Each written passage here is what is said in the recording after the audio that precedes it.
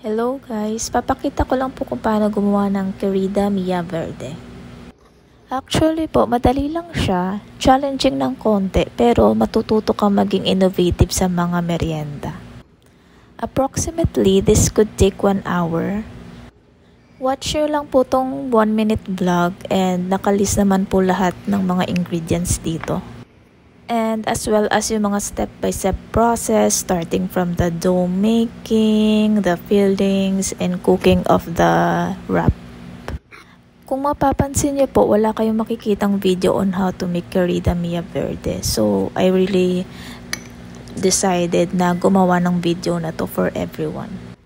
Before I forgot pala, if you want a more intense flavor, just add more salt. O diba? Done! Ganun lang pala siya kadali tignan. So, yun lang guys. Thank you po for watching.